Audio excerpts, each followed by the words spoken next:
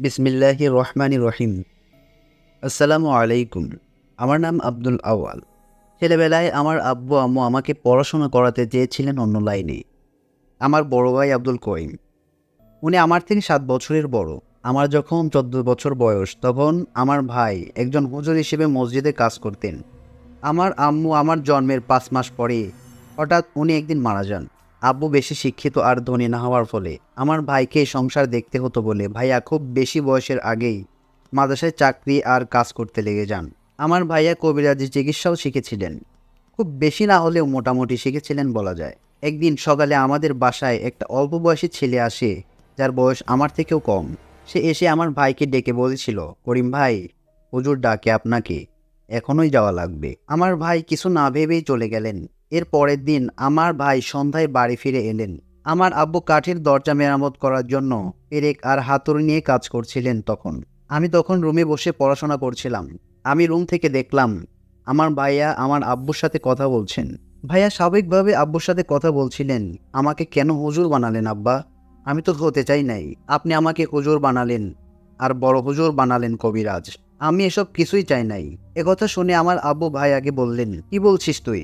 আল্লাহর রাস্তায় পড়াশোনা করে আফসোস করছিস, জাহান্নামে যেতে চাস?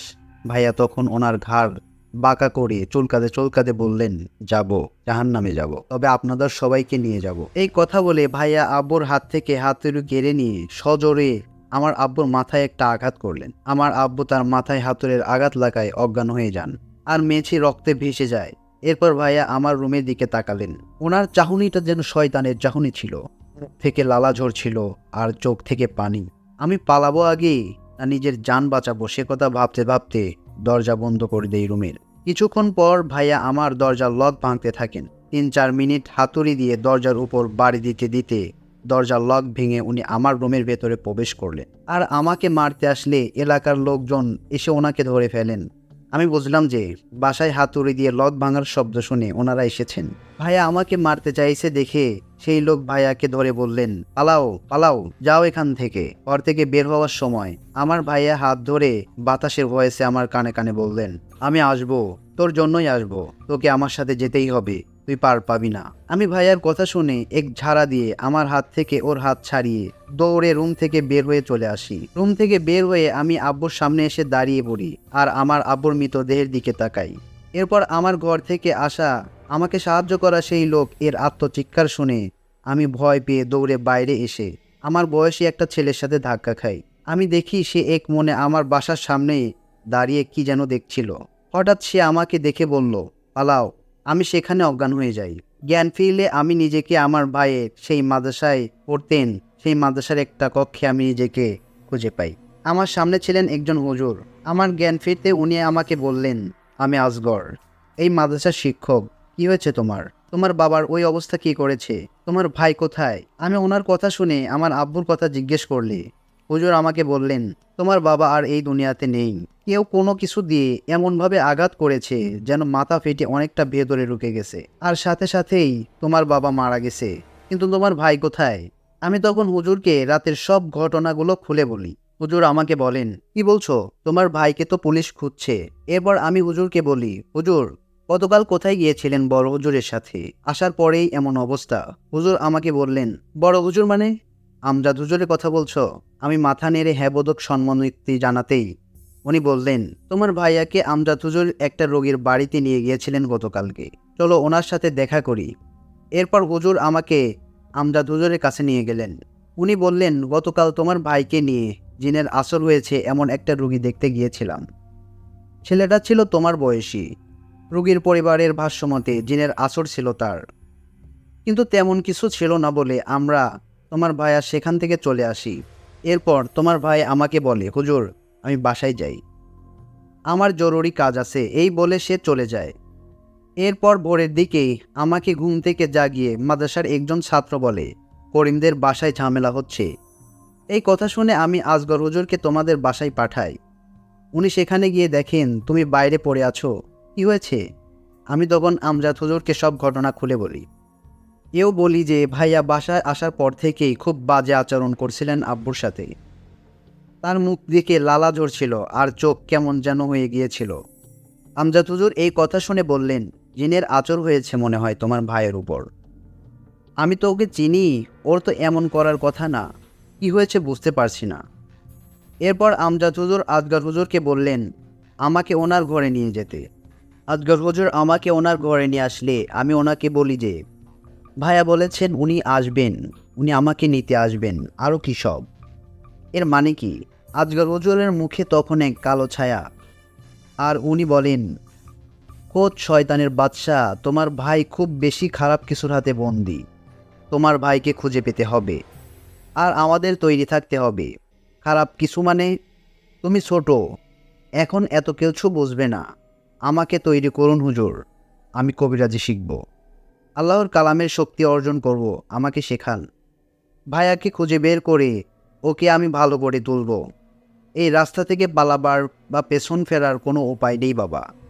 তোমার ভাই আমাদের আমজাদ হুজুরের ছাত্র ছিলেন, ভালো ছেলে ছিলেন উনি। তুমি থাকবা? তুমি কি রাজি আছো নিজের জীবন বদলে ফেলতে? তুমি ভালো ছাত্র, সামনে আল্লাহর ইচ্ছা থাকলে ভালো ভবিষ্যৎ তোমার। তুমি কি সেই সুন্দর ভবিষ্যৎ ত্যাগ করবা? আল্লাহ আমাকে এই মোড়ে এনেছেন হুজুর, আপনি আমাকে শেখান। আমি আমার বাবাকে হারালাম আজ, আমার ভাইকে আমার খুঁজে পেতে হবে। সে আমার একমাত্র পরিবার। এখন এখন হুজুর আমাকে কবিরাজি এবং আল্লাহর রাস্তায় শয়তানের বিরুদ্ধে একজন যোদ্ধা হিসেবে তৈরি করতে রাজি হন। বছরে বছরে চলে আমার শিক্ষা, এভাবে 12টা বছর কেটে যায়। আমি শিখেছিলাম আর বিভিন্ন জায়গায় আমার ভাইকে খুঁজছিলাম। আমার ভাইকে আমি কোথাও খুঁজে পাচ্ছিলাম না। আর আমি শয়তানি কোনো অস্তিত্ব খুঁজে পাইনি এই 12 বছরে। আস্তে আস্তে দিন পার হতে থাকে, আর আমি আমার ভাইয়ের খোঁজ করা জারি রাখতে থাকি।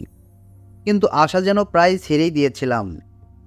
এর কয়েক বছর পর একদিন আজগর হুজুর আমাকে ডেকে বললেন, আউয়াল, তুমি এখন প্রস্তুত। এই 16-17 বছরে আমি কখনোই তোমাকে কোনো কাজে নিয়ে যাইনি। তবে একটা সমস্যা পেয়েছি, যার চিকিৎসার কাজ তোমাকে করতে হবে। যাবে আমার সাথে? তোমার ভাই ফিরে আসবে, তবে তোমাকে তার ভেতরে থাকা শয়তানের মোকাবেলা করতে হবে। তোমাকে এখন থেকে অভ্যস্ত হতে হবে। তুমি এখন প্রস্তুত? যাবে? আমি ইনশাল্লাহ বললে অবশ্যই যাব, জানাই হুজুরকে। সেদিন সন্ধ্যার পর আমরা একটা বাসার সামনে গিয়ে দাঁড়াই। হুজুরের হাতে বাসার ঠিকানার কাগজ। বাসার সামনের আমার মতো বয়সী একজন ভদ্রলোক ছিলেন। উনি আমাদের সালাম দিলেন আর জিজ্ঞাসা করলেন, আপনারা কি কাজ করতে এসেছেন? হুজুর সালামের উত্তর দিয়ে বললেন, জি চলুন, রোগী দেখে আসি। এরপর হুজুর আর আমি সেই ভদ্রলোকটিকে ফলো করে ওনার সাথে ভেতরে গেলাম। বাসার ভেতরে গিয়ে দেখলাম একজন বয়স্ক মহিলা টেবিলের উপর মাথা দিয়ে চেয়ারে বসে আছেন। আমাদের দেখে উনি চোখ মুছতে মুছতে বললেন, এসেছেন আপনারা? আমার স্বামী, উনি কাল থেকে উদ্ভট আচরণ করছে, ওনাকে সাহায্য করেন দয়া করে। এরপর আমরা ওনাকে জিজ্ঞাসা করলাম কাল থেকে ওনার স্বামী ঠিক কি করছেন। এরপর উনি আমাদের যা বললেন তা ছিল কিছুটা এমন। আমার স্বামী পাশের এলাকায় একটি মুদির দোকানে কাজ করেন, খুব শান্ত স্বভাবের লোক। সে গতকাল উনি দোকানে গেলেন আর বিকালে ফিরে আসলেন। বাসায় এসে উনি কিছু না বলে, কিছু না খেয়ে বিছানায় এসে শুয়ে পড়লেন। আমি বারবার বললাম খেয়ে নাও। সন্ধ্যাবেলায় সে হঠাৎ ঘুম থেকে জেগে উঠে বাইরে চলে গেলেন। 2 ঘন্টা পরে বাসায় এসে আমাকে বলতে লাগলো যে সে ভাত খাবে। আমি তাকে ভাত দিলাম। সে দুজনের ভাত একাই খেয়ে ফেলল, আর এরপর আরও ভাত চাইলো। এরপর আমি ওনাকে বলি যে আর ভাত নেই। এই কথা শুনে উনি উঠে এসে আমার চুলের মুঠি ধরে আমার মাথা দেওয়ালের সাথে বাড়ি দিতে লাগলো, আর বলতে লাগলেন, কতদিন খায় না, ও না ডাকলে খাওয়াই হয় না। ওই ছেলেকে ধন্যবাদ, ও না ডাকলে সর্দার আমাদের ডাকেনি না। মরবি, সব মরবি। এই সব কথা বলে সে রান্নাঘরে গিয়ে বটি নিল, নিজের গলা কাটতে গেল। দরজায় কে যেন টোকা দিল। যে দেখি এই ছেলে আপনাদের মাত্র ভিতরে নিয়ে আসলো, সে দাঁড়িয়ে আছে। দরজা খুলে ও দৌড়ে এসে রান্নাঘরে গেল, আমার স্বামীর হাত থেকে বটি ফেলে দিয়ে বলল, তুই সর্দার, তোকে খুঁজছে, তোর আশেপাশে যে থাকবে তাকে মরণের স্বাদ গ্রহণ করতে হবে। এই কথা বলে সে জোরে জোরে হাসতে থাকে। এত বাজে হাসির শব্দ আমি কোনোদিন শুনিনি। এরপর এই ছেলে আর আমি আমার স্বামীকে রুমে এনে বিছানার সাথে বেঁধে দেই, আর ছেলেটা আপনাদের খবর দেয়। হুজুর দয়া করে ওনাকে বাঁচান, দোহাই লাগে। মহিলার মুখে এসব কথা শুনে আমি আর হুজুর সেই ছেলেটির দিকে তাকালাম আর জিজ্ঞাসা করলাম, আপনি আপনি কি করে জানতেন ওনার স্বামীর সমস্যা হচ্ছে? কিভাবে জানতেন? ছেলেটি উত্তর দিল, হ্যাঁ জানতাম, কিন্তু কিভাবে সেটা জানার সময় এখন না। আগে দোয়া করে ওনার স্বামীকে বাঁচান। এরপর আমরা মহিলার স্বামীর ঘরে ঢুকে দেখি মহিলার স্বামী বিছানার সাথে হাত পা বাঁধা। আমাদের দেখেই উনি আমাদের গালাগাল দিতে লাগলেন আর মোটা আওয়াজে আমাদের দিকে আঙ্গুল দিয়ে বলতে লাগলেন, কিরে তোরা এই কাজে জড়াস না, তাহলে তোদের অবস্থাও করিমের মতোই হবে। এই কথা শুনে আমি অবাক হয়ে যাই আর দৌড়ে গিয়ে লোকটাকে জিজ্ঞাসা করি, করিম ভাই কীভাবে চেনেন আপনি? কে আপনি? করিম এখন কোথায় বলেন, আমাকে বলেন। আমার পাগলামি দেখে পেছন থেকে আমাকে ধরে বললেন, আওয়াল শান্ত হও, আমাদের ধোঁকা দিচ্ছেও, আমাদের কাজ করতে হবে, শুরু করি চলো। এরপর আমরা বিসমিল্লাহ বলে আল্লাহর কালাম এর আয়াত উচ্চারণ করতে লাগলাম আর সেই ব্যক্তির গায়ে ফু দিতে লাগলাম। এরপর আমরা এই রুমের চারপাশে আগরবাতির ধোঁয়া দিতে লাগলাম আর একটা দড়ি নিয়ে এসে আয়াত পড়ে সেটি থেকে গিট দিতে লাগলাম। আমরা যতবার গিট দিচ্ছিলাম ততবার সেই ব্যক্তি ব্যথায় চিৎকার করে উঠছিল। এরপর কোনো এক সময় রুমের কোনো এক কোণে তাকিয়ে একাধিক মহিলার কণ্ঠে বলতে লাগলো, সাহায্য করো আমাকে, বাঁচাও, সাহায্য করো, বাঁচাও আমাকে, বাঁচাও। রুমের এক কোণে তার তাকানো দেখে আমরাও সেদিকে তাকাই, কিন্তু কাউকে দেখতে পাই না। এরপর সেই ব্যক্তি হাত পায়ের বাঁধন ছিঁড়ে আজগর হুজুরের উপর এসে লাফ দেন আর ওনার গলা টিপে ধরেন। আমি আর আমার বয়সী সেই ছেলেটা ওনাকে ধরে হুজুরকে মুক্ত করি আর সেই ছেলেটা মহিলার স্বামীকে বাঁধার চেষ্টা করতে গেল। আমি হুজুরকে ধরে উঠাচ্ছিলাম। হুজুরকে উঠিয়ে আমি সেই লোকটার দিকে তাকিয়ে দেখলাম সেই লোকটি আমার বয়সী ছেলেটির কানে কানে ঠান্ডা হয়ে শুয়ে শুয়ে কি যেন বলছে। আমি আর হুজুর এই দেখে জলদি লোকটিকে বেঁধে ফেলি আর সেই ছেলেটিকে আমি টান দিয়ে আমার সামনে এনে বলি, কি বলেছে শয়তান আপনাকে? বলুন আমাকে, আমার ভাইকে নিয়ে কিছু বলেছে? বলুন। সেই ছেলেটি আমার দিকে ফ্যাল ফ্যাল করে তাকিয়েছিল, কিন্তু তিনি কিছু বলল না। তখন হুজুর আমাকে ধমক দিয়ে বলল, আওয়াল তুমি এখানে চিকিৎসা করতে এসেছো নাকি তোমার ভাইকে খুঁজতে? বের হও সবাই ঘর থেকে। বের হয়ে যাই সবাই। হুজুরের মুখে এই কথা শুনে আমি সেই ছেলেকে নিয়ে বের হয়ে আসি রুম থেকে। রুম থেকে বের হয়ে আসতে তসবিহ নিয়ে জিকির করতে থাকি। প্রায় 7-8 মিনিট পর হুজুর রুম থেকে বের হয়ে আসেন। বের হয়ে এসে উনি বললেন, সমস্যার সমাধান হয়ে গেছে, আওয়াল চলো মাদ্রাসায় ফিরে যাই। কথা বলে উনি আমার হাত ধরে আমাকে নিয়ে চলে যাচ্ছিলেন। আমি দেখলাম উনি যেন হাঁটতে হাঁটতে পড়ে যাচ্ছেন। আমি ওনাকে ধরে জিজ্ঞাসা করলাম, হুজুর আপনি ঠিক আছেন? কি হয়েছে আপনার? হুজুর বললেন, আওয়াল এই কবিরাজি কাজটা খুব কঠিন আর ক্ষতিকর। যতবার তুমি শয়তানের মোকাবেলা করতে যাও, তার মুখোমুখি হতে হবে, ততবার সে তোমার ভেতরে জেঁকে বসবে। সে তোমার মনকে খেয়ে ফেলবে আস্তে আস্তে। আমার বয়স হচ্ছে, আমি আর এই চাপ নিতে পারছি না, শরীরটা খারাপ লাগছে বাবা। এই যে ছেলেটাকে দেখলে খারাপ কিছু আহ্বান করছে, ভুগতে হবে আমাদের সবাইকে, সাবধান। আমি বলি ওই ছেলে থেকে দূরে থাকবে, আর পারলে এই কাজটাও ছেড়ে দাও। এই কথা শুনে হুজুর আমাকে নিয়ে মাদ্রাসায় ফিরে এলেন। মাদ্রাসায় ফিরে আমি শুয়ে পড়লাম। আমার ঘরে এসে ভাবছিলাম, এই ছেলেটা কিভাবে বুঝলো মহিলার স্বামী বা আমার ভাইকে কিভাবে চেনেন? ছেলেটার কানে কানে এসে কী বা বলেছিল? এসব ভাবতে ভাবতে আমি ঘুমিয়ে যাই। পরের দিন সকালবেলা আমি ঘুম থেকে উঠে খাবার খেয়ে বসলে হুজুরকে অনুপস্থিত দেখলে ওনাকে ডাকতে ওনার রুমে যাই। অনেকক্ষণ ডাকাডাকির পর উনি দরজা খুললেন না। আমরা সবাই দরজা ভেঙে ঘরে ঢুকে দেখি হুজুর মারা গেছেন, বিছানায় পড়ে আছেন। পরের দিন সকালে আমি ঘুম থেকে উঠে খাবার খেতে বসলে হুজুরকে অনুপস্থিত দেখলে ওনাকে ডাকতে ওনার রুমে যাই। অনেকক্ষণ ডাকাডাকির পর উনি দরজা খুলছেন না। আমরা সবাই দরজা ভেঙে ঘরে ঢুকে দেখি হুজুর মারা গেছেন, বিছানায় পড়ে আছে ওনার ভয়ার্ত মৃতদেহ। হুজুর মারা গেছেন, বিছানায় পড়ে আছেন, মুখটা হা হয়েছিল ওনার। আমরা ওনার চোখটা বন্ধ করে দিয়ে ওনার মসজিদে ঘোষণা দিয়ে গোসল দিয়ে ওনার জানাজা শেষ করে, ওনার দাফন সম্পন্ন করে, আমি হুজুরের দাফনের কাজ সম্পন্ন করে ভাবতে থাকি আর কাঁদছিলাম বসে বসে।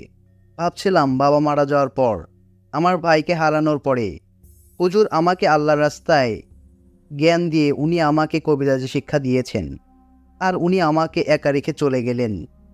এমন মন খারাপের সময় আমি দেখলাম মাদ্রাসার গেটে সে আমার বয়সী ছেলে দাঁড়িয়ে। আমার কেন জানি খুব রাগ হচ্ছিল। আমি ওকে বললাম, কেন এসেছেন আপনি? ছেলেটি আমাকে বলল, আমার নাম ইমরান।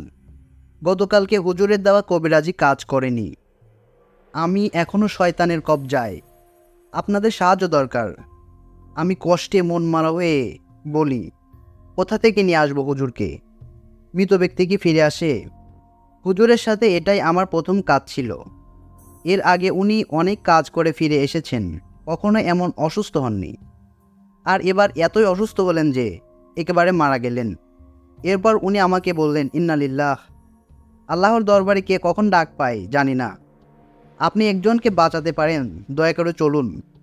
ওনার কথা শুনে আমি রেগে গেলে উনি বলেন, আপনি কবিরাজি শিক্ষা শিখেছেন মানুষের উপকার করতে না? তাহলে বিচাচ্ছেন কেন? ওনার কথা শুনে আমি রাজি হয়ে যাই। রাগে কষ্টে ক্ষোভে নিয়ে সব অনুভব করছিলাম। একসাথে আমি ইমরানের ভাষাতে বলছি। আমার বয়স তখন 12 কিংবা 13।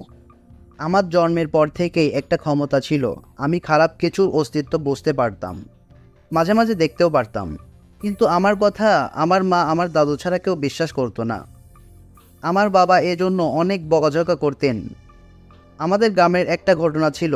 গ্রামের উত্তর পাশের দিঘিকে ঘিরে, দিঘির কাছে যাওয়া বারণ ছিল, কারণ 5-7 বছর আগে এক বয়স্ক লোক নিজের গলা কেটে আত্মহত্যা করেছিল।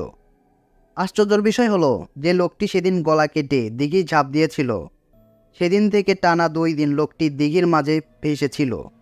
আশ্চর্যের বিষয় হলো, লোকটি যেদিন গলা কেটে দিঘিতে ঝাঁপ দিয়েছিল, সেদিন থেকে টানা 2 দিন লোকটি দিঘির মাঝে বেঁচেছিল জীবিত অবস্থায়। দিঘির পানি অনেক গভীর থাকলেও নদীর মাঝখানে গলা কাটা অবস্থায় দাঁড়িয়ে আছে। গ্রামের মানুষ ভয়ে 2 দিন পর লাঠিসোঁটা নিয়ে, মাছ ধরা টেটা নিয়ে সেই লোকটির দিকে ছুঁড়ে মারে, তাকে পানিতে ডুবিয়ে দেয়। পরের বছর একই দিনে একই ঘটনা আবার ঘটে। তারপর থেকে সেই দিঘির কাছে কেউ যেত না। যারা সেই দিকে মারা যেত, তারা ডুবে যাওয়ার আগে একই কথা বলতো, রাবা আল জালাম আসছে। এরপরে থেকে প্রতি ঈদে সেই দিঘির কাছে মসজিদে মিলাদ দোয়ার মাহফিল হতো, যেন এই ঘটনা আর না ঘটে। আমি কথাগুলো বিশ্বাস স্থাপন করতে না পারায় একদিন রমজানের ঈদের পরের দিন মাগরিবের সময় সেই দিঘির কাছে যাই। দিঘির কাছে যেতে আমি দেখতে পাই একটি অবয়ব সেই দিঘির পানির মাঝখানে দাঁড়িয়ে আছে।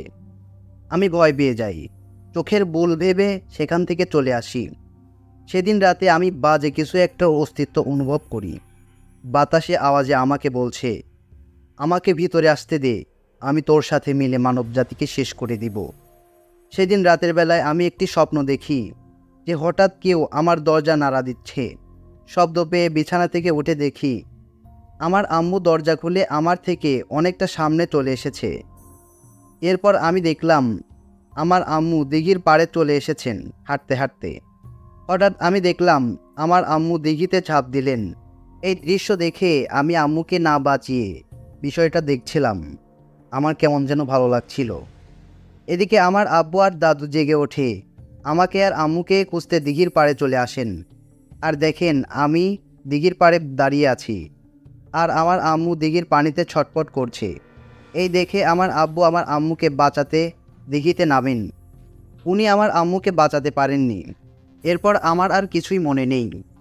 পরের দিন আমার চোখ খুললে আমি দেখি একজন হুজুর আর আপনার ভাই করিম আমার সামনে বসে আছে। সাথে আছেন আব্বু আর আমার দাদু। শুরুতেই আমি স্বপ্নের কথা মনে করতে আমার আম্মুকে খুঁজতে থাকি, কিন্তু কিছু বলার আগেই আমার আব্বু আমার গলা টিপে ধরে। অপয়া একটা, নিজের মায়ের সাথে আমার মাকেও খেলি, তুই মরে যাস না কেন? এরপর আমার দাদু আমার গলা থেকে আমার আব্বুর হাত ছিটকে দিলে কাঁদতে কাঁদতে বলেন, এটা কি হলো দাদু ভাই? তুমি তোমার আম্মুকে পানি থেকে তোলার চেষ্টাও করলা না। তুমি দিঘির পাড়ে দাঁড়িয়ে হেসে ফেটে পড়ছিলা। তোমার বাবা তোমার আম্মুকে দিঘি থেকে তোলার আগেই সে মারা গিয়েছিল। তোমার আম্মুকে বাসায় এনে দেখি তোমার দাদির ঘরের চালের সাথে জড়িয়ে পেঁচিয়ে নিজের জীবন দিয়ে দিয়েছে। কেন দাদু ভাই, কেন তুমি দিঘির পাড়ে গেলা? এরপর আমি মনে মনে ভাবি, এসব তাহলে স্বপ্ন ছিল না। বাস্তবে নিজেকে চরম দোষী ভাবতে ভাবতে কিছু বলার আগেই আপনার ভাই আর হুজুর আমাকে পরীক্ষা করে আমার আব্বু আর দাদুকে বললেন, এই ছেলের ভেতরে কোনো জিনের বাস নেই, ও সম্পূর্ণ সুস্থ, আপনারা চিন্তা করবেন না। এই বলে আপনার ভাই আর হুজুর চলে যান। সেদিন রাতের বেলা আমি আমার ঘরে ঘুমাচ্ছিলাম। তখন আমি কিছু বাজে অস্তিত্ব টের পাই। এরপর আমি ঘুমের মাঝে দেখি একটা বাড়ি, যার বাহিরে ভয়ার্ত নজরে এক ছেলে দাঁড়িয়ে আছে বাইরের দিকে। তারপর আমি বিছানা থেকে উঠে দাঁড়িয়ে আমার ঘুমের ঘোর ভাঙল একটা ছেলের ধাক্কায়। আমি তখন দেখলাম যে ছেলের ধাক্কায় ঘোর ভাঙল সেই ছেলেটি একটু আগে দেখা আমার স্বপ্নের মতোই একটি বাড়ির সামনে দাঁড়িয়ে বাড়িটির দিকে তাকিয়ে আছে। হঠাৎ খেয়াল করলাম সে অজ্ঞান হয়ে মাটিতে পড়ে আছে। এরপর কয়েকজন লোক আমাকে আর ছেলেটিকে ধরাধরি করে নিয়ে যাচ্ছিল। এমন সময় ঘর থেকে করিম হুজুর আপনার ভাই বেরিয়ে আসলেন। ওনাদের হাতে একটি বটি আর গায়ে রক্ত লাগানো ছিল। ওনাকে দেখে সবাই ভয়ে এদিক ওদিক ছোটাছুটি করতে লাগলো। করিম হুজুর আমার সামনে এসে দাঁড়ালেন। ওনার চোখ জ্বলে গিয়েছিলেন আর জিহ্বাটা বেরিয়ে গিয়েছিল। উনি আমাকে ফিসফিস করে বললেন, আসবো, তোর জন্য আসবো। আগে তোর ভাইকে মারবো, পরে তোকে জিম্মায় দিব, মনে রাখিস। মারজান। তারপর আমি অজ্ঞান হয়ে যাই। সকালে উঠে দেখি আমি আমার দাদুর কোলে শুয়ে আছি। আমার দাদা আমাকে জানালেন গতকালকে আমাকে কিভাবে পেয়েছেন। আমার দাদার কথা শুনে আব্বু বললেন, শয়তানেই ছেলে, আমাদের ঘরে শয়তানের প্রতিনিধি হয়ে জন্মেছে, ওকে বের করে দাও, বের করে দাও আব্বা। আর কত জীবন খাবে ও আমি জানি না, বের করে দাও। আব্বুর কথা শুনে আমার দাদু ঠিক করলেন আমাকে শহরের বাসায় পাঠিয়ে দিতে হবে। পরের দিন সকালে আমার দাদু গ্রামের এক পরিচিত লোকের সাথে করে শহরে পাঠিয়ে দেন। সেখান থেকে আমি পড়াশোনা করি আর একটা রেস্টুরেন্টে কাজ করি। আমি প্রতি রাতে মারজান আল জালামকে অনুভব করি। আমাকে কবজায় করেছে। আমার ছোটবেলা থেকে কিছু জিনিস দেখার ক্ষমতা আছে। আমি মাঝে মাঝে বুঝতে পারি মারজান আল জালাম যেন ক্ষতি করছে সেই মহিলার স্বামীকে বাঁচালেন। আর যেই লোক আমার খুব কাছের ছিলেন, আমি যে রেস্টুরেন্টে কাজ করি তার বাইরের একটি দোকানের মালিক ছিলেন উনি। আদর করতেন আমাকে। বহুদিন পরে আমি ঘুমিয়ে স্বপ্ন দেখছিলাম যে লোকটির ক্ষতি হচ্ছে, যেমনটা আমার আম্মুর সাথে আর আপনার বেলায় দেখেছিলাম যে ওই মহিলার স্বামী ক্ষতি হচ্ছে। আমি ঘুম থেকে উঠে দৌড়ে ওনাদের বাসায় চলে যাই। আমার বাসা আর ওনার বাসা একই রোডে। রাতে মাঝে মাঝে আমরা একসাথে ফিরতাম। ওনার বাসায় কখনো যাইনি, কিন্তু চেনা ছিল। আমি যেদিন প্রথম মারজান আল জালামের কবজায় পড়েছিলাম, সেদিন আপনার ভাই আর হুজুর দেখতে আসলে মারজান আল জালাম আপনার ভাইয়ের শরীরে চলে যায় আর আপনার আব্বুকে মেরে ফেলে। আর এখন সে আপনাকে মারার জন্য মরিয়া হয়ে খুঁজছে। তার মুখে এই ঘটনা শুনে আমি চায়ের দোকানের বেঞ্চ থেকে উঠে ওর মুখের সদরে একটা ঘুষে মারি। বলি, তুই দায়ী আমার ভাইয়ের এই অবস্থার জন্য, তুই দায়ী আমার আব্বুর মৃত্যুর জন্য, তুই দায়ী আমার এমন অবস্থার জন্য, তুই দায়ী। তুই সেদিন মরে গেলি না কেন? তাহলে আমার ভাই তোদের বাসায় যেত না আর আমাদের এসব কিছু হতো না। আমি ইমরানকে মেরেছিলাম চায়ের দোকান থেকে। বাকি লোকজন কি হয়েছে জানতে চাইলে ইমরান ওদের দূরে পাঠিয়ে দেয়। আমাকে বলেন, আমি মানছি আমার দোষ, এই জন্যই আজ এতগুলো মানুষ কষ্ট পাচ্ছে। এখন একটাই উপায়, যদি না কেউ কষ্ট পাক, আপনার ভাইকে খুঁজে বের করতে হবে আর মারজানকে শেষ করতে হবে। ইমরানের কথা শুনে আমি শান্ত হয়ে বলি, 12-13 বছর ধরে আমি নিজেও আমার ভাইকে খুঁজে যেন পাচ্ছি না। এরপর ইমরান বলেন, আমরা দুজন মিলে সিদ্ধান্ত নিলাম ভাইকে খুঁজব। তখন আমার মাথায় একটা প্রশ্ন ওকে দেয়। আমি ইমরানেরকে জিজ্ঞাসা করি, আচ্ছা, মহিলার স্বামী উনি কেন সাহায্য চাচ্ছিলেন? মারজানের ঘটনা বুঝলাম, কিন্তু আল জালামকে? আমরা জানি আল জালাম একটি আরবি শব্দ, এর অর্থ হচ্ছে অন্ধকারের সর্দার। উত্তর ইমরান বলেন, এ বিষয়ে আমি কিছু জানি না। আমি ইমরানকে আবার জিজ্ঞাসা করি, মারজান যদি আমার ভাইয়ের শরীরে থাকে তাহলে মহিলার স্বামীকে কে কবজায় করলো? এর উত্তরে ইমরানের জানা ছিল না। সেদিন চায়ের দোকান থেকে বেরিয়ে আমি আর ইমরান বাসায় চলে যাই। রাতের বেলা আমি আমজাদ হুজুরের ঘরে গিয়ে সব কিছু খুলে বললে উনি বলেন, আওয়াল, এসবের কিছুই আমি জানতাম না। তোমার ভাই আমার জন্যই ওই জায়গায় গিয়েছিল। কিন্তু একটা বিষয় খেয়াল করছো, আমিও তো গিয়েছিলাম, আমার তো কিছু হয়নি। আমি হুজুরকে কিছু না বলে নিজের ঘরে চলে আসি। আমি ঘুমিয়ে গিয়েছিলাম, এমন সময় আমার ঘরে দরজা জোরে জোরে নক করার শব্দ পেলাম। দরজাটা খুলে দেখি একজন মাদ্রাসার স্টুডেন্ট, সাথে ইমরান দাঁড়িয়ে আছে। আমাকে দেখে বলল, আমার বাড়িওয়ালার অবস্থা ভালো না, ওই মহিলার স্বামীর মতো, দয়া করে দেখবেন চলুন। আমি কিছু না ভেবে আগরবাতি, আতর আর একটা তসবি নিয়ে চলে যাই ইমরানের বাড়িওয়ালার বাসায়। ওনার বাসায় গিয়ে দেখি বাড়িওয়ালার স্ত্রী ছেলে বসে আছে। আমাকে দেখে ওনারা আকুতি মিনতি শুরু করলো ওনাদের বাবার জীবন বাঁচানোর জন্য। জিজ্ঞাসা করলাম, কি হয়েছে? বাড়িওয়ালার ছেলে বললেন, আমার বাবা বৃদ্ধ মানুষ, হার্টের পেশেন্ট, হঠাৎ করে স্ট্রোক করে উনি প্যারালাইসিস হয়ে যান। আজ সন্ধ্যায় আমি আমার স্ত্রী নামাজ পড়ছিলাম। সাধারণত আমরা একসাথে নামাজ পড়ি না, কিন্তু আজ আমরা একসাথে এশার নামাজ পড়ছিলাম। এমন সময় ইমাম হিসেবে শব্দ করে সূরা পড়ছিলাম। হঠাৎ আমাদের রুমে আমার আব্বু ঢুকলেন আর আমাদের দুজনের গলা টিপে ধরে যায় নামাজ থেকে ফেলে দিলেন। আমাদের নামাজ ভঙ্গ হয়ে যায়। আমি একেবারে অবাক হয়ে যাই যে আব্বা তো প্যারালাইজড, এটা কিভাবে এখানে এলেন। এরপর আমার আব্বা চোখ উল্টে যায় আর উনি রান্নাঘরে চলে যান। রান্নাঘর থেকে উনি একটি বটি নিয়ে রাবা নাকি যেন বলে ওরা নিজের গলায় চালাতে নিলে আমি আর আমার স্ত্রী মিলে ওনাকে ধরে ফেলি। এরপর বাসায় চেঁচামেচি শুনে পাশের বাসার মানুষ চলে আসে আর আব্বাকে ওই অবস্থায় দেখে ভয়ে চলে যায়। একমাত্র ইমরান আমাদেরকে সাহায্য করে, আমার আব্বাকে রুমে বেঁধে রেখে আপনাদের আনতে যায়। কিছু একটা করুন ভাই, আমার আব্বা কি বাঁচবে না?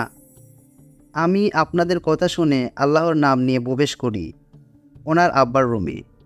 আমাকে দেখে ইমরানের বাড়িওয়ালা মোটা কণ্ঠে বলে, তুই আবার এসেছিস? তুই আবার এসেছিস? তোর ভাইয়ের মতো তুইও মরতে চাস? তোর ভাইকে আমরাই মেরেছি, এবার তুইও মরবি। এবার বাড়িওয়ালার মুখে এই সমস্ত কথা শুনে আমি প্রচণ্ড রেগে যাই। ইমরান ওনার হাত ধরে ফেলে আর আমিও ওনার সামনে গিয়ে জিজ্ঞাসা করি, আমার ভাই কোথায়? আলজালাম কে, মারজান কে? সে আমাকে কিছুই বলতে চায় না।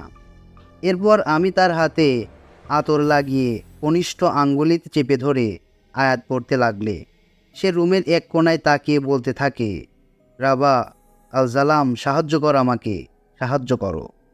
এই দুজনকে মেরে ফেলো, দয়া করে মেরে ফেলো। এরপর আমি হাতের চাপ কমিয়ে দিয়ে বলি, আমি তোকে কষ্ট দেব না, তুই আমাকে বলবি রাবা আলজালামকে, মারজানকে। এরপর বাড়িওয়ালা শরীরে থাকা শয়তান আমাকে সব বলতে রাজি হয়। সে আমাদের বলল, যা কিছুটা এমন, রাবা আলজানাম মানে, রাবা মানে সর্দার, আলজানাম মানে অন্ধকার। ও আমাদের সর্দার, আমাদের প্রভু, আমরা তার দাস, ওর কেনা গোলাম। মারজান হচ্ছে রাবা আল জালাম, ওর আদেশেই আমরা মানুষের শরীর কবজা করি। ও আমাদের নেতা, ও যা বলবে তাই আমরা শুনি। আমি ওকে জিজ্ঞাসা করি, ও যা বলবে তাই শুনবি? ওর এত ক্ষমতা থাকলে মানুষকে ওর নিজের কবজায় আনে না কেন? তোদের মাধ্যমেই কবজায় করাচ্ছে কেন? বল আমাকে। আর আমার ভাই কোথায়? এরপর সে মুচকি হেসে বলল, 13 বছর আগে তোর ভাই মারা গেছে, ওকে আল জালামই মেরেছে। এই কথা বলে হঠাৎ রুমের এক কোণে দাঁড়িয়ে হাত জোর করে কাঁদতে লাগলো। বলে, মাফ করে দাও, মাফ করে দাও আমাকে, আমি সহ্য করতে না পেরে ওদের সব বলে দিয়েছি, ক্ষমা করো আমাকে। এই বলে বাড়িওয়ালা কাঁদতে থাকে। এরপর আমি ওনাকে জিজ্ঞাসা করলাম, আপনি কার সাথে কথা বলছেন? কে ওখানে? উনি চিৎকার দিয়ে বললেন, মারজান। ওনার এই কথা শুনে আমার রুহ কেঁপে ওঠে তখন। এরপর আমি কিছুক্ষণ চুপ থেকে আবার জিজ্ঞাসা করি, কোথায় মারজান? তখন ইমরানের দিকে আঙ্গুল তুলে বলে, এইখানে। এই বলে সে বমি করে দেয়, মহিলার স্বামীর মতো। এরপর আমি বুঝতে পারি জিনিসটা তাকে ছেড়ে গেছে। বাড়িওয়ালার বাসা থেকে বের হয়ে আমি ইমরানকে নিয়ে মাদ্রাসায় চলে আসি আর আমজাদ হুজুরের সাথে এই বিষয়ে কথা বলি। আমজাদ হুজুর আমাকে বলেন, দেখো এটা খুব অন্যরকম একটা সমস্যা, আমি আগে শুনিনি। আমার যা ধারণা সেটা হচ্ছে মারজান একজন সর্দার, আর সে তার শাগরেদদের দিয়ে অন্য মানুষের শরীর কবজা করায়। কিন্তু কেন করে সেটা আমার জানা নেই। ইমরানের বোঝার ক্ষমতা আছে মনে হয়, এই ক্ষমতা দখল করার জন্যই সে এইসব করছে। আমি হুজুরকে জিজ্ঞাসা করি, তাহলে অন্যান্য ব্যক্তিদের সে কেন কবজায় করছে? হয়তো এই কাজ করে নিজের শক্তি বাড়াচ্ছে, ইমরানের শরীর কবজা করার জন্য। এরপর আমি হুজুরকে বলি, সে বলল আমার ভাই করিম মারা গেছে আমার বাবাকে মারার রাতেই। তাহলে মারজান এখন কোথায় আছে? কাউকে কবজ করে রেখেছে নাকি নিজে থেকেই কাজ করছে? হুজুর আমাকে এই প্রশ্নের কোনো উত্তর দিতে পারেনি। আমার মন সেদিন থেকে অনেক খারাপ ছিল। আমি শয়তানের কথা বিশ্বাস করি না, তাই আমার ভাই মারা গেছে তা আমি মানতে নারাজ। কিন্তু এও তো ভাবছিলাম, শয়তানরা যখন সব সত্যি বলে দিয়েছে, তাহলে আমার ভাইয়ের কথাটাও মিথ্যা কেন বলবে? আর সত্যি বলতেই যেহেতু মারজান ওকে কষ্ট দিয়েছে, সে মিথ্যা বলছে না। এসব ভাবতে ভাবতে আমি নিজের সাথে স্নায়ুযুদ্ধ শুরু করেছিলাম। পরের দিন আমি ইমরানের বাসায় যাই আর ওকে বলি, আচ্ছা ইমরান, আপনার গ্রামে তো সেই নেক প্রচলিত রমজান মাসের পরের দিন সে গ্রামের উত্তরে দেখতে যাওয়া বারণ। তাহলে আপনার গ্রামের মানুষের জিজ্ঞাসা করলেই তো এর রহস্য জানা যাবে। উৎপত্তি যেহেতু আপনার গ্রামেই, চলেন আপনাদের গ্রামে যাই। ইমরান আমার কথায় রাজি হয়। ইমরানের গ্রামের বাড়িতে গেলে ইমরানের বাবা ইমরানকে দেখে ওনাকে মারতে চলে আসে। শয়তান, তুই এবার এসেছিস, এবার কার জান নিবি? অপায় একটা, চলে যা এরপর। ইমরানের দাদু ঘর থেকে বের হয়ে আসেন আর ইমরানের বাবাকে শান্ত করে আমাদের ভেতরে নিয়ে যান। আমরা দুপুরের খাবার খাই।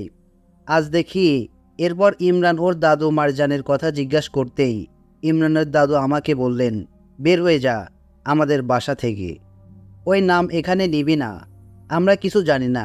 তখন ইমরানের দাদুকে আমরা পরিচয় দেই আর বলি 12-13 বছর আগে যে দুজন হুজুর ইমরানকে দেখতে এসেছিল, ওনাদের মাঝে ছিলেন একজন আমার ভাই। আর এখান থেকে যাওয়ার পর তোমাকে নাকি ওনার কী অবস্থা হয়েছিল সেটা আমি ওনাকে জানাই। এরপর উনি শান্ত হন আর আমাদের একটা ডায়েরি দেন আর বলেন, মারজানকে নিয়ে আমি যত কিছু জানার চেষ্টা করেছি তার সব এখানে লেখা আছে, একটা ঠিকানাও আছে। আমাকে তো লোক কিছু বলে নাই, তোমাদের বললেও বলতে পারে, যে দেখো। এরপর আমি আর ইমরান দাদুর ডায়েরি পড়ে যতটুকু জানতে পারি তা ছিল এমন, মার্চের একটা জিন যে ধারণার মতে প্রথম একজনের ওপর হাজির হয়, যার নাম মোহাম্মদ ইফতেখার উদ্দিন। কোনো কারণ ছাড়াই ওনার আচরণ বদলে যায় আর উনি একদিন রাতের বেলা রান্নাঘর থেকে বটি নিয়ে দিঘির সামনে গিয়ে নিজেই নিজের গলা কেটে দিঘির মাঝখানে চলে যান আর দাঁড়িয়ে থাকার মতো করে ভেসে থাকেন। 2 দিন ওইভাবেই ভাসার পর গ্রামবাসী তাকে ডুবিয়ে দেয়। ইফতেখার উদ্দিন এর ঠিকানা সেই ডায়েরিতে লেখা ছিল আর সেই ঠিকানা অনুযায়ী আমরা পাশের গ্রামে গিয়ে ইফতেখার উদ্দিন এর বাড়ি খুঁজে বের করি। বাড়িতে ছিল ইফতেখার উদ্দিনের ছেলে আর ইফতেখার উদ্দিনের স্ত্রী। ওনারা আমার আসার কারণ জানতে জিজ্ঞেস করলেন। আমরা ওনাদের কারণ বললে ইফতেখার উদ্দিনের স্ত্রী আমাদের দূর দূর করে বাসা থেকে তাড়িয়ে দিলেন আর বললেন, আর কারো জান নিতে দেব না আমরা, যাও তোমরা। আমরা চলেই যাচ্ছিলাম হতাশ হয়ে। ঠিক তখন পেছন থেকে ইফতেখার উদ্দিনের ছেলে আমাদের ডাক দিয়ে বললেন, ভাই দাঁড়ান, কথা আছে। এরপর উনি আমাদের দিঘির পাড়ে নিয়ে যান আর বলেন, ভাই আমার আব্বা খুব ভালো মানুষ ছিলেন। এটা লোক বলতো, আমি তো দেখি নাই ওনারে। আমি তখন আমার মায়ের পেটে, যখন আব্বা নিজের গলা কেটেছে। তবে আমি জন্মের পরে মুরব্বীদের কাছে শুনেছিলাম যে আমার নানা আসছিল, সে নাকি আমার আব্বা মরার 1 বছর আগে একইভাবে নিজের গলা কেটেছিল। ওনার নাম ফয়জল মণ্ডল, ওনার বাড়ি পাশের গ্রামে, ওইখানে খোঁজ নেন। এই বলে ইফতেখার উদ্দিনের ছেলে আমাদের ঠিকানা দিয়ে চলে যায়। এরপর আমরা পাশের গ্রামে চলে যাই আর সেখানে জয়নাল মণ্ডল এর বাসা খুঁজে বের করি। জয়নাল মণ্ডলের বাড়িতে ওনার নাতি ছেলেমেয়েরা মিলে বসবাস করত। ওনার নাতি আমাদের আসার কারণ জেনে বললেন, এই শয়তান আবার জেগেছে, সব দোষ আমার দাদির। তখন এর মানে জিজ্ঞেস করলে উনি বলেন, আমার দাদি ছিল একজন ডাইনি, সবসময় মানুষের ক্ষতি করে বেড়াতো টাকার লোভে। জিন পালতো সে, দূর দূরান্তের মানুষ আর বাচ্চাদের বশ করে নিয়ে আসতো সে। আমরা কিছু জানতাম না, তখন গ্রামের আশেপাশে অনেক ঘন জঙ্গল ছিল, তাই মানুষ ভাবত যে যারা হারাচ্ছে তারা হয়তো জঙ্গলের সাপ বা হিংস্র জন্তুর হাতে মরছে। দাদি ছিল খুব চালাক, যাদের সংসারে খুব ঝামেলা হতো তাদের সে বলে দিত, তাই ওই লোকেরা খুঁজে না পাওয়ায় গেলে মানুষ ভাবত যে তারা হয়তো সংসার ত্যাগ করেছে। বাচ্চাগুলো আনতো যখন গোসল করতে দিঘি বা পুকুর পাশে ঝাঁপ দিত, মানুষ ভাবত তাদের ছেলে মেয়েগুলো হয়তো পানিতে ডুবে গেছে। ভাবছেন এগুলো আমার জানলাম কি করে? বলি শোনেন। একবার আমার দাদি রোজার শুরু থেকে এতই অসুস্থ হলো যে বিছানায় পড়ে গেল। বলে রোজার সময় শয়তান বন্দি থাকে, তার শয়তান জিনগুলো বন্দি ছিল। ঈদের পরের দিন সকালে দাদি আমার দাদাকে সব খুলে বলেছিল, কারণ ওনার পালা জিনগুলো নাকি এত বলি না পেয়ে খুব রেগে আছে আর ওনাকে এখনোই মারতে চান। শেষ সময়ে নিজের ভুল বুঝতে পেরে দাদি আল্লাহ আর দাদুর কাছে মাপ চেয়েছিল। সেই রাতে দাদি 2 গ্রাম পরে দিঘিতে যেয়ে নিজের গলা কেটে দিঘিতে ভাসিয়ে দিয়েছিল। 2-3 দিন পর সে মরেছিল। এরপরে সেই জিন আমার দাদাকেও মেরেছে। পরে আমার ফুফা ইফতিখার উদ্দিনও মরেছে। ওনারা দুজনেই ঈদের পরের দিন ওই দিঘির আশেপাশে গিয়েছিল। এরপর থেকে ওই দিঘিতে ঈদের পরের দিন আর কেউ যায় না। এই হলো ঘটনা।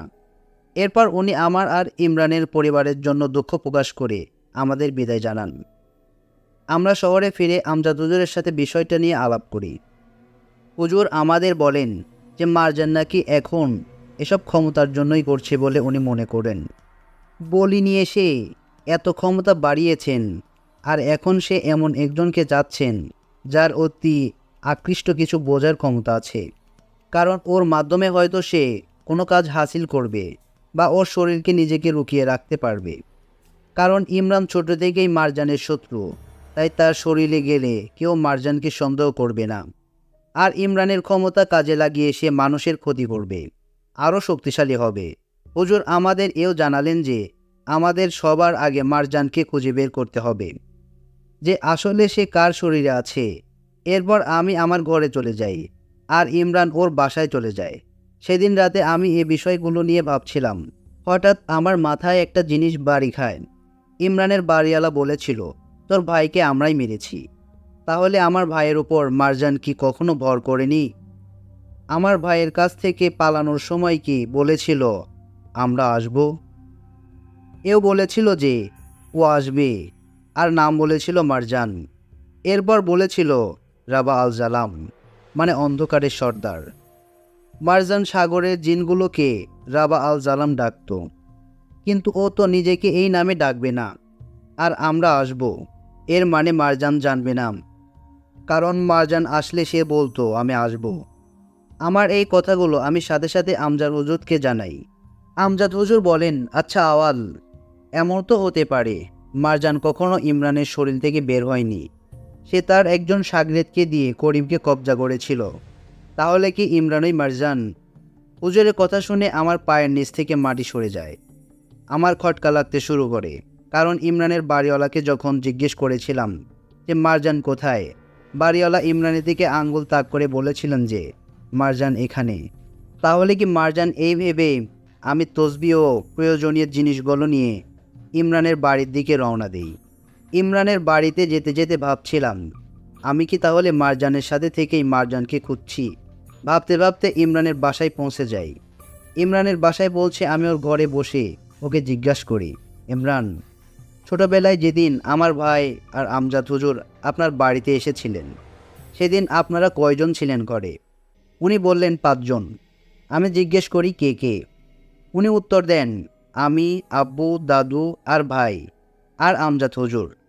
আমি ইমরানকে বলি, আমার ভাই আমার বাসার সামনে আপনাকে কি বলেছিলেন মনে আছে?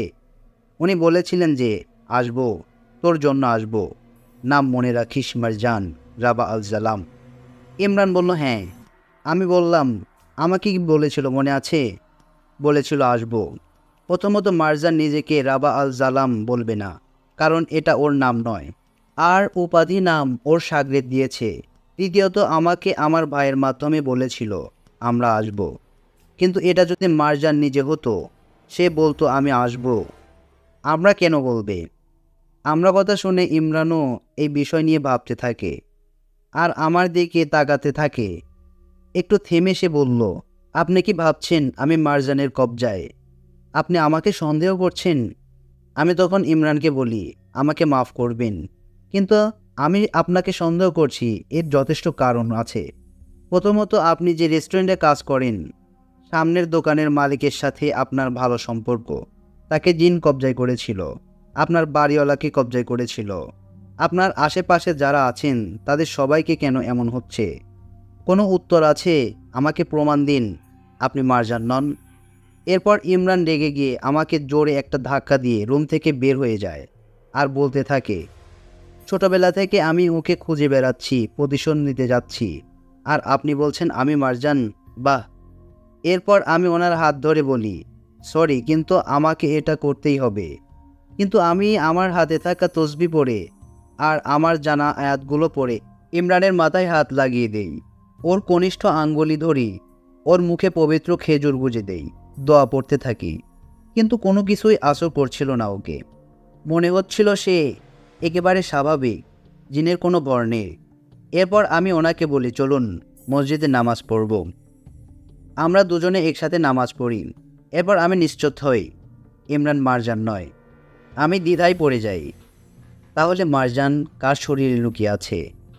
কোনো সন্দেহ নেই যে সেদিন উপস্থিত 5 জনের মাঝে মারজান একজনের ভেতরে আছে।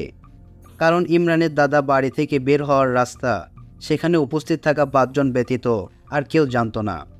এরপর আমি ইমরানকে জিজ্ঞেস করি, আপনার বাবার আচরণ কেমন মনে হয় আপনার? যেমন মারজানের গোলাম জিনরা আপনাকে দেখতে পাবে না, তেমনি আপনার আব্বাও আপনাকে দেখতে পাবে না। উনি নয় তো? এরপর আমরা দুজনে মিলে আবার ইমরানের দাদু বাড়িতে ফিরে যাই। এরপর ওনার বাবার ঘুমানোর জন্য অপেক্ষা করতে থাকি। এরপর ওনার বাবা ঘুমালে আমরা ওনার বাবার মাথার উপর তসবি পড়ে আল্লাহর কালাম উচ্চারণ করে ফু দিয়ে কোনো প্রতিক্রিয়া পাচ্ছিলাম না। আমরা তখন বুঝতে পারলাম ইমরানের আব্বাও মারজান না, কোনো জিনেরই কবজায় না সে। এরপর আমরা ইমরানের দাদুর বাড়ি থেকে বের হয়ে আসি। এরপর আমজাদ হুজুরের সাথে আমরা একই বিষয়ে কথা বলি। হুজুর আমাকে বলেন, আমি আসলে বুঝতে পারছি না কি হচ্ছে এসব। সবাই যদি সুস্থ থাকে তাহলে মারজান গেল কোথায়? আমরা এর উত্তর জানতাম না। এভাবেই ভাবতে ভাবতে দিন কেটে যাচ্ছিল। হঠাৎ একদিন ইমরান এসে আমাকে ডাকতে লাগলো। আমি ওকে কি হয়েছে জিজ্ঞেস করলে উনি বলেন, ভাই, আমার ফ্যামিলি মেম্বারের একজনের সেম অবস্থা, আসুন সাহায্য করুন। আমি আমার তসবি আর বাকি জিনিসগুলো নিয়ে চলে যাই ভাইয়ের সাথে। রাস্তায় যেতে যেতে ওনাকে জিজ্ঞেস করি কি হয়েছে ওনার বাসার মেম্বারের। উনি আমাকে বলেন, আমি আর আমার এক বন্ধু রুম নিয়ে সেই বাসায় থাকি। আমরা দুজন একই রেস্টুরেন্টে কাজ করি। আজ সন্ধ্যায় বাসায় ফিরে দেখি যে সে নিজের আয়নায় মাথায় ফাটিয়েছে। আয়না ও ভেঙে ফেলেছে। রান্নাঘরে যেতে নিচ্ছিল দেখে আমি রান্নাঘরের দরজা বন্ধ করে দিয়ে এসেছি। বাসায় পৌঁছে ইমরান ভাইয়ের রুমে প্রবেশ করতেই ইমরান ভাইয়ের বন্ধু ভারী গলায় বললেন, কিরে, খুঁজে পেলি না রাবাকে? এত সহজে খুঁজে পাবি না, তোরা মরবি। আল জালাম এদের দুজনকে মেরে ফেলো, দয়া করে মেরে ফেলো, মেরে ফেলো। এরপর আমি আয়াত আর তসবি পড়ে ইমরান ভাইয়ের বন্ধুকে ফু দিয়ে, কে তুই, নাম বল। এরপর এক ঝটকায় আমাকে ইমরান ভাইকে ছিটকে ফেলে দিল। আমরা নিজেরা সামলে উঠে ওনাকে বাঁধবার জন্য দড়ি খুঁজলাম। ইমরান ভাই দড়ি আনতে রুম থেকে বের হয়ে যান। উনি রুম থেকে বের হওয়ার সাথে সাথেই রুমের দরজা লেগে যায়। কোনো মতেই দরজা খুলছিল না। একা একা রুমের ভেতরে আমু ভয় পাচ্ছিলাম। এরপর আমি দেখলাম ইমরান ভাইয়ের বন্ধু বিছানায় গিয়ে বসলেন আর আমাকে মোটা আওয়াজে বললেন, এখন থেকে আমাদের সাথে প্রথম দেখা হলো। তোর কলিজায় চাপ দেব, তোর কষ্ট পাবি, তোর সারা শরীর কষ্টে ব্যথায় জর্জরিত হবে, যেন সূচির আঘাত হবে। আমাদের দেখলে তোর কলিজায় রক্ত তোর নাক দিয়ে বের হবে। তৃতীয়বার আমাদের দেখলে তুই মরবি। এই বলে সে হাসতে লাগলো। আর আমার বুকের ভেতর প্রচণ্ড ব্যথা অনুভব করতে থাকলাম। কেউ যেন আমার বুকের ভেতর ছিঁড়ে ফেলছে সারা শরীর, শিরায় শিরায় ব্যথা অনুভব করতে থাকলাম। এক পর্যায়ে আমি অজ্ঞান হয়ে গেলাম। এরপর আমার চোখ খুলতেই আমি দেখি ইমরান আর তার বন্ধু বসে আছে। আমি কি হয়েছে জিজ্ঞাসা করলে ইমরান ভাই কিছু বলতে পারেননি। এরপর আমি ইমরান ভাইকে একটু সাইডে নিয়ে গিয়ে ওনার বন্ধুর কথা জিজ্ঞেস করলে উনি বলেন, আপনি তো কাজ করছিলেন, আমার বন্ধু বমি করে নর্মাল হয়ে গেছে। এই কথা শোনার পর তাই ফেরার প্রস্তুতি নেই, কিন্তু রুম থেকে বের হওয়ার আগেই বুকের ব্যথায় পড়ে যাই। ইমরান ভাই আমাকে বারবার জিজ্ঞেস করলেন কি হয়েছে। আমি তা ওনাকে কিছু বলিনি। এরপর আমি একটা রিকশায় করে মাদ্রাসায় ফিরি। মাদ্রাসায় ফিরে আমি আমজাদ হুজুরের সাথে বসে কথা বলছিলাম। আমি ওনাকে একবার জিজ্ঞাসা করলাম, হুজুর, যারা কবিরাজি করেন তারা আগে কিছু অনুভব করেন বা ক্ষতিগ্রস্ত হন? হুজুর আমাকে বললেন, আসলে আল্লাহর কালাম সব থেকে শক্তিশালী। ভালো হবে নিয়মিত কাজ করলেই কিচ্ছু হবে না, কিন্তু কেউ যদি এদের নিয়ে একেবারে আচ্ছন্ন হয়ে যায় আর ওদের সাথে বারবার যুদ্ধে জড়ায় তাহলে ক্ষতি হতে পারে। এরপর হুজুর আমার সাথে অন্য কথা বলার মাঝে থেমে গেলেন আর বললেন, আউয়াল, তুমি যে আমাকে জিজ্ঞেস করলা কি হয়েছে বলো আমাকে, তুমি কিছু অনুভব করছো? আমি হুজুরকে কোনো উত্তর না দিলে এক ধমক দিলেন তিনি। এরপর আমি চোখ থাপলে উনি আমাকে বললেন, এই এক শয়তানের পেছনে জীবন দিতে যাচ্ছ তুমি? নিজের জীবন নিয়ে ভাবো, এসব থেকে সরে আসো। এখন সময় আছে, শয়তান তোমাকে গ্রাস করে নিচ্ছে। কি হয়েছে বলো?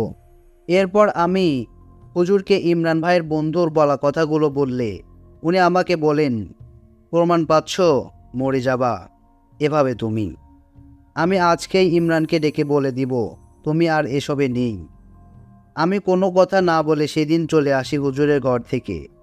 5 দিন পর মাদ্রাসায় এলেন এক ভদ্রলোক তার ছেলের সমস্যা নিয়ে। যথারীতি ভদ্রলোকের ছেলেকে দেখতে যাই। ভদ্রলোকের বাসায় গিয়ে ওনার ছেলেকে দেখলাম, দেখে মনে হচ্ছিল সে নর্মাল। আমি ভদ্রলোককে জিজ্ঞাসা করলাম, আপনার ছেলের সমস্যা কি আসলে? উনি বললেন, আমার ছেলেটা খুব শান্ত স্বভাবের, কখনো রাগ করেনি। কিছুদিন ধরে স্কুলের টিচারের সাথে পর্যন্ত হাতাহাতি করছে, বাজে গালাগালি দিচ্ছে, আর রাত হলে বসে কার সাথে যেন কথা বলছে। জিজ্ঞাসা করলে বলে মারজানের সাথে কথা বলছে। ভদ্রলোকের এই কথা শুনে আমি ওনাকে থামিয়ে দিয়ে বলি, কি বললেন? মারজান? হ্যাঁ মারজান। আমার ছেলে এই নামটাই বারবার বলে আর ভয়ে একেবারে জড়সড় হয়ে যায়। এরপর আমি ভদ্রলোকের ছেলেকে বলি, দেখো বাবা, আমাকে তুমি বন্দে ভাবতে পারো। তুমি কি কাউকে দেখো, কিছু অনুভব করতে পারলে আমাকে বলো। সে আমাকে বলে সে বিভিন্ন কিছু বাজে চেহারায় কিছু দেখে যা মানুষ না। তারা নাকি তাকে ধরতে চায়। বাজে চেহারার জিনিসগুলো যখন তাকে ধরতে পারে না তখন একটা বড় কালো ছায়া আসে তাদের মাঝ দিয়ে। সেই ছায়া সামনে এলে বাজে চেহারার জিনিসগুলো নাকি সেই ছায়া মূর্তিকে নাকি কর্নিশ করে 2 দিকে সরে যায় এবং সামনে জায়গা করে দেয়। ওই ছায়াটি নাকি মারজান। এরপর আমি বুঝতে পারি যে এই ছেলেটাও জিনের কবজায় যেতে চলেছে। আমি এরপর ছেলেটাকে একটা তাবিজ দেই। তাবিজটাকে শরীর ধারণ করতে হবে না, এই তাবিজটা ওর বিছানায় রাখতে হবে। দেখতে পারলে বলি আর ওকে শরীর বন্ধ করার দোয়া শিখিয়ে দেই। এরপর আমি ওখান থেকে চলে আসতে নিলেই সেই ছেলেটা ভারী গলায় বলে, আউয়াল, আমি করিম তোর ভাই, আমাকে দেখবি না? ওর কথা শুনে আমি হতভম্ব হয়ে পেছনে তাকাই আর দেখতে পাই এই ছেলেটাও জিনের কবজায় চলে গেছে। শয়তানগুলো বুঝতে পেরেছিল যে আমার দেওয়া ওষুধগুলো ওদেরকে দূর করতে পারত, তাই ওষুধ কাজ শুরু হওয়ার আগেই ধরে ফেলেছে ছেলেটাকে। না কেমন লাগলো সে আমাকে আর বাসায় থাকা একজন পুরুষ মানুষকে দিয়ে ছেলেটার হাত পা ধরে রাখি আর আমি আয়াত পড়তে শুরু করি। আউযু বিল্লাহি মিনাশ শাইতানির রাজিম পড়তেই আমার বুকে ব্যথা অনুভব করি। ধীরে ধীরে ব্যথা আমার শরীর ছড়িয়ে যায়। এরপর আমার নাক দিয়ে মুখ দিয়ে রক্ত পড়া শুরু হয়। আমাকে দেখে ছেলেটা হাসতে থাকে আর ভারী গলায় বলে, বলেছিলাম না তোরা এবার মরবি, ওকে এখনই মেরে ফেলো। না না, ওকে এখনই মেরে ফেলো, ও না মরে যাক, মেরে ফেলো ওকে। ছেলের এই কথা শুনে আর আমার এই অবস্থা দেখে ছেলের বাবা আমাকে ধরতে এলে আমি সরাসরি ওনাদের থামিয়ে দেই। আমি খুব কষ্টে দোয়া পড়তে থাকি। ছেলেটি আমাকে বলে, এত দম, এত দম তোর, এত দম তোর, হার মানবি না? আমি রুমে থাকা সবাইকে আয়াতুল কুরসি জোরে জোরে পড়তে বলি। সবাই আয়াতুল কুরসি পড়ছিল আর আমার জানা দোয়া কালাম আমি পড়ছিলাম। সবাই আয়াতুল কুরসি পড়া শেষ হলে ছেলেটার মাথায় হাত দিতে মারজান বলে অজ্ঞান হয়ে যান। এরপর অচেতন অবস্থায় পড়ে যেতে নিলেই আমাকেও পেছন থেকে ধরে ফেলে আর বলে, আউয়াল, তোমাকে বারণ করেছিলাম এসব কাজ করো না। আমি বুঝতে পারি এটা হুজুরের গলা। আমি স্বাভাবিক হয়ে আমজাদ হুজুরকে জিজ্ঞেস করি, হুজুর, আপনি এখানে কেন? হুজুর বলেন, তুমি আমাকে না বলে আবার এসেছো। মাদ্রাসার একজন ছাত্র আমাকে যে জানিয়েছে তুমি নাকি কাজে গেছো। আমি এখানে চলে এসেছি তোমাকে থামানোর জন্য। এসে দেখি তুমি নিজেই থেমে যাচ্ছ। আমি এবার আমজাদ হুজুরকে কিছু বলিনি। উনি আর আমি মাদ্রাসায় চলে যাই।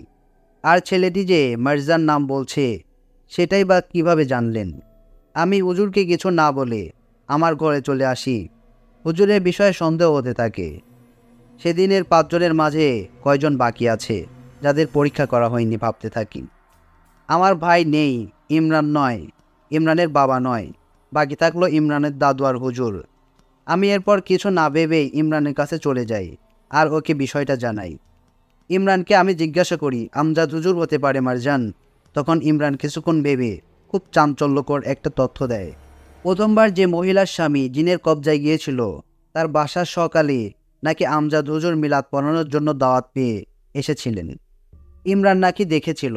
এরপর আমরা প্যারালাইজ লোকটার অর্থাৎ ইমরানের বাড়িওয়ালার বাসায় গিয়ে জানতে পারি যে বাড়িওয়ালার ছেলে তার বাবার অসুস্থতার জন্য হুজুরকে বাসায় এনেছিলেন। এরপর সর্বশেষ ছোট ছেলেটার বাসায় হুজুর নিয়ে গিয়েছিলেন। সর্বশেষ কার বাসায় গিয়েছিলেন জানতে চাইলে তখন ইমরান আমার কাছে, আমি ওনাকে পরিচয় দিতে উনি বলেন, ওই লোকটা কে জানেন? আমি ওনাকে বললাম, কে? উনি বললেন, আমি যে রেস্টুরেন্টে কাজ করি সেটার মালিক। আমার আর বুঝতে বাকি রইল না যে মারজান আর কেউ নয়, মারজান হচ্ছে আমজাদ হুজুর। এতগুলো বছর ধরে মারজান আমজাদ হুজুরের শরীরে বসবাস করছে। আমি ইমরানকে জিজ্ঞাসা করি, আপনি এ বিষয় নিয়ে আগে আমাকে বলেননি কেন? ইমরান বলেন, হুজুর মিলাদের দোয়া পড়তে এসেছিল, সমস্যা কিভাবে বুঝবো বলেন? এরপর আমি ইমরানের সাথে বাজারে গিয়ে তসবিহ কিনে আর মাদ্রাসার সামনে আসি। আমি ইমরানকে সরাসরি তার গ্রামের বাড়ি চলে যেতে বলি। এরপর আমি মাদ্রাসার ভেতরে গিয়ে আমজাদ হুজুরকে বলি, হুজুর, গ্রামে একটা দাওয়াত আছে আর যাবেন? হুজুর যেতে রাজি হন।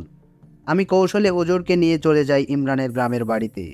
হুজুর আমাকে রাস্তায় বারবার জিজ্ঞেস করছিলেন, কোথায় যাচ্ছি, এই রাস্তায় কেন যাচ্ছি? আমি হুজুরকে বলছিলাম যে এদিকে আপনি আগেও এসেছিলেন না। আমরা ইমরানের বাসার কিছুদিন পর একটা নিমন্ত্রণ দাওয়াত পেয়েছি, ওখানে যাচ্ছি। এরপর হুজুর আমাকে কিছু জিজ্ঞেস করেননি। আস্তে আস্তে আমরা চলে এলাম। এরপর হুজুরকে আমি বলি যে আমরা ইমরানের বাসাতেই যাচ্ছি। একটু সামনেই দেখা যাচ্ছিল ইমরান ওর বাবা আর দাদুকে নিয়ে দাঁড়িয়ে আছে। এতক্ষণে ইমরান ওর দাদা আর বাবাকে সব কিছু বুঝিয়েছেন। আমি হুজুরকে পরীক্ষা করার জন্য আমার কিনে আনা নতুন তসবিটা হুজুরের সামনে এগিয়ে দিয়ে বলি, আপনার জন্য উপহার এনেছি মারজান। আমার কথা শুনে আমজাদ হুজুরের চেহারার রং বদলে যায়। এরপর উনি কিছু বললেন না। আমি জোর করে ওনার হাতে তসবি দিলে উনি ফেলে দেন। আমি এবার পেছন থেকে ওনার চোখে সাদা একটা কাপড় বেঁধে দেই।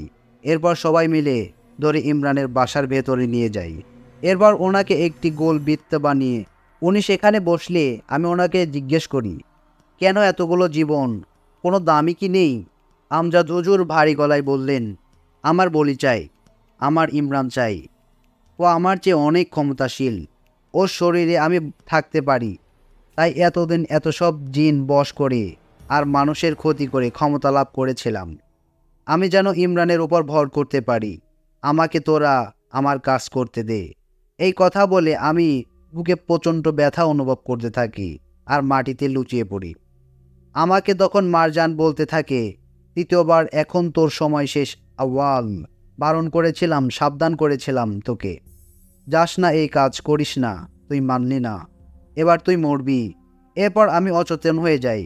অচেতন হয়ে যাওয়ার অবস্থায় চলে যাচ্ছি দেখে ইমরান উঠে দাঁড়িয়ে মারজানকে বলছে, আমার দোষ সব, আমার জন্য তুই আওয়ালের ভাইকে মারলি, হুজুরকে ধরলি আর আমার মা দাদিকে মারলি। আমি সেদিন দিঘির পাড়ে না গেলে তুই কিছুই হতো না। আর কত জান নিবি তুই? আমাকে চাস? তোর এই নে, আমাকে নিয়ে যা। এরপর এই বলে ইমরান এই বৃত্তের ভিতরে পা নিলে আমি ইমরানকে কোনো রকমে ধরে ফেলি। ইমরান এরপরে মাটিতে পড়ে যায়। ওর বাবা ওর দাদু ওকে ধরে ফেলে।